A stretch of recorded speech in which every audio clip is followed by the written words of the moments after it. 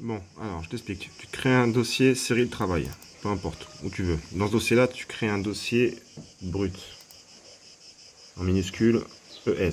Dans ce dossier brut, tu mets tes rows. Tu les ranges par ordre temporel, tu vois. Tu prends le premier, tu sélectionnes tout, tu prends le premier, renommé, pour tous les renommer, et tu l'appelles pareil, brut, ES, ton minuscule. Entrée, comme ça les renomme tous en brut. Une fois que tu as fait ça, tu peux fermer. Tu vas sur Cyril. Alors attends, on va mettre... Hop, ça là, ce sera plus simple. Tu vérifies bien que ce soit coché dématricé. La dématrice, si tu l'es pas coché, tu l'auras toi en noir et blanc. Et si tu la coches, tu auras les couleurs. Et ensuite, tu viens dans modifier répertoire et tu indiques le dossier série de travail, où il y a le dossier brut. Pas le dossier brut, le dossier où se trouve le dossier brut. Bon.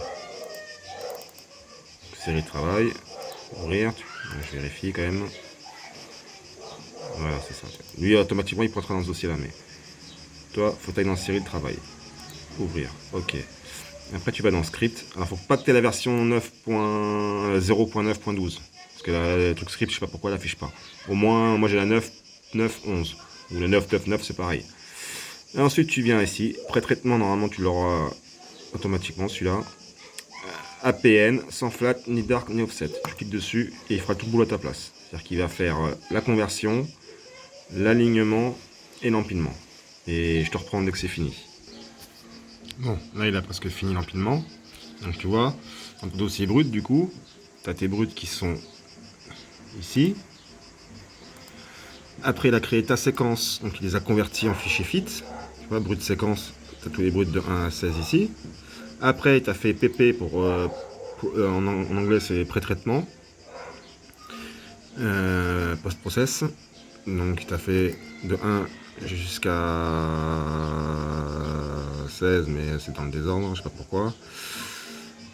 Avec ta séquence entière, compilée. Oups, excuse-moi pour le cadrage. Donc je disais les rows originales, la première séquence où il est converti en fit, avec la séquence finale que celle que tu vas charger dans...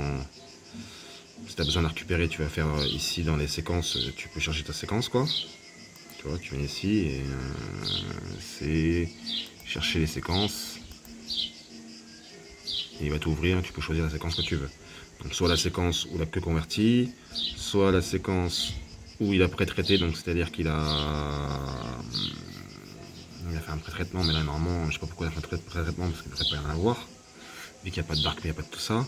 Et après, là c'est l'empilement, enfin c'est l'alignement et l'empilement, parce que dans l'alignement il te fait le préfixe R, et à l'empilement il t'écrase, il te fait le même préfixe et il t'écrase les anciens. Donc après si tu veux avoir une séquence d'alignement et une séquence d'empilement, ce qui sert à rien, tu peux modifier après le préfixe, mais bon ça c'est, t'embête pas avec ça. Sache que tu as ta séquence convertie, ta séquence pré-traitement, si tu as des dark, off, flat, là il les a fait, je sais pas pourquoi, c'est le script à mon avis, et l'alignement et l'empilement. Donc la séquence la plus intéressante, qui nous intéresse nous. Mais tout ça, après lui, il va dans le dossier sur le travail, tu auras fait un dossier qui s'appelle résultat fit, et c'est des résultats de tout ce qu'il a fait, de tout ce qu'il y a dans le dossier brut en fait. Donc ça on le ferme, donc du coup on revient là, ici, fichier, ouvrir, et tu vas chercher ton, donc tu te mets en fit, voilà, et tu vas chercher ton résultat fit. Donc là il t'ouvre les deux fenêtres, on va vite faire redimensionner, voilà, tac, ok,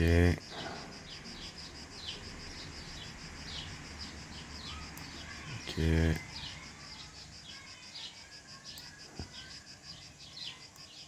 Voilà. Donc là on est en linéaire, donc forcément tu vois rien. Alors ici tu as les modes différents modes de vue, linéaire, là tu peux te mettre dans l'histogramme, tu peux voir les détails. Tu vois bien ton gradient. C'est partie blanche, là c'est ton gradient. Donc tu mets directement l'auto-ajustement. Voilà. C'est déjà un peu mieux. Ensuite, du coup, une fois que tu es en auto-ajustement, tu viens, déjà, la première chose, tu fais ton recadrage pour virer cette borne noire là, tout dégueulasse. Donc tu viens, tu sélectionnes ton truc et virer ton reflet de la lune là aussi. Comme ça, on n'est pas trop mal. Clic droit, recadrer. Tac tac, t'as cadré ton image. Voilà. Ensuite, donc une fois que ton image, tu viens là dans traitement de l'image, étalonnage des couleurs, étalonnage des couleurs. Toujours on travaille sur la... Bon, le canal vert c'est mieux. C'est où tu as le plus d'infos. Donc tu vas en faire la neutralisation du ciel, du fond de ciel. On va prendre une partie du ciel assez sombre et qui comporte pas trop d'étoiles. Donc par là c'est bien, tu vois, une petite zone, comme ça suffit, tu vois. Il n'y a pas trop d'étoiles. Donc tu viens là, utiliser la sélection courante, neutralisation du ciel profond.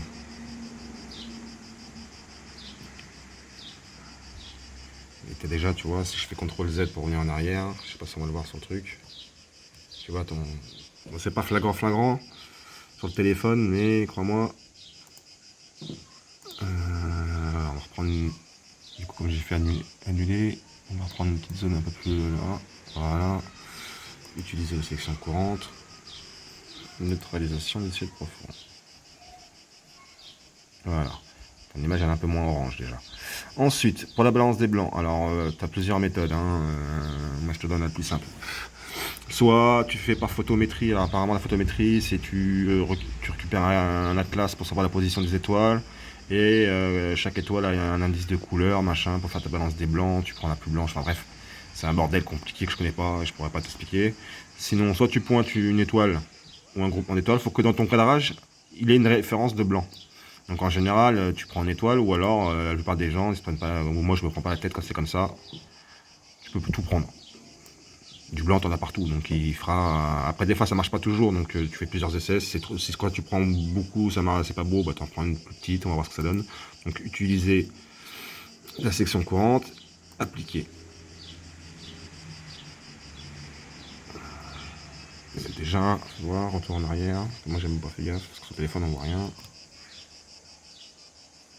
Ouais, c'est déjà mieux. Donc, on va voir si on prend une zone plus petite, avec les 3 étoiles brillantes qu'il y a ici, par exemple. Utiliser la section courante, appliquer. Voilà, c'est pas mal. C'est pas mal, ça suffit. Donc ensuite, une fois que tu as fait ça, on retourne traitement de l'image. Suppression du bruit vert. Appliquer, j'attends qu'il agisse.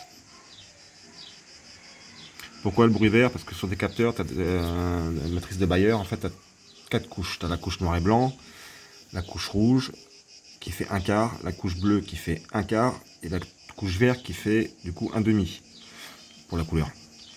Mais savoir que le vert, c'est quasiment une couleur qui n'existe pas dans l'espace. À part quelques galaxies, du vert, t'en verras quasiment pas. C'est une couleur qui n'existe quasiment pas dans l'espace. Du coup, c'est ça la suppression du bruit vert. T'enlèves le maximum de vert qui n'existe pas en fait. Qui est en plus présent sur les appareils. Ensuite, traitement de l'image. Une fois que tu as fait le bruit vert, extraction du gradient. Alors ça par contre, quand tu le fais, pense bien avoir recadré avant. Parce que si jamais ton image avec l'empilement, tu sais, t'as des décalages sur les bords noirs, ça fait des défauts, ça peut faire des erreurs au niveau du gradient et il n'aime pas. Moi en général je mets 50 ou 100, ça dépend. Ça n'a pas vraiment beaucoup d'importance. Alors tu regardes, tu fais générer à 1. Là, tu vois qu'il ne te prend pas le bas. On va monter à... On va monter à 20 là, à peu près. Bon, il prend la voie lactée parce qu'elle est vachement sombre, mais ça devrait pas trop gêner normalement. Alors on va voir, appliquer.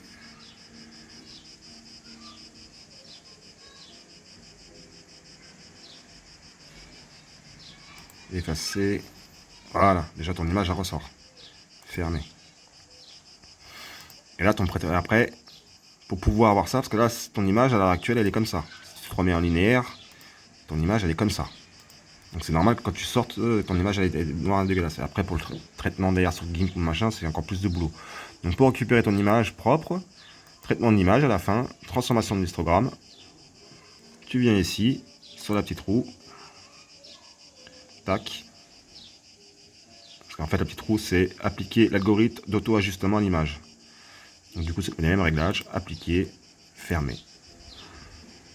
Et là si tu te remets en linéaire du coup et t'as l'image nickel. Et à partir de là, fichier, enregistrer sous, et tu l'enregistres là,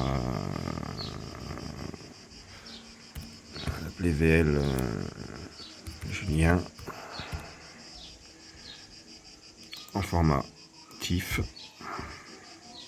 enregistrer, on ferme. Après moi sous GIMP,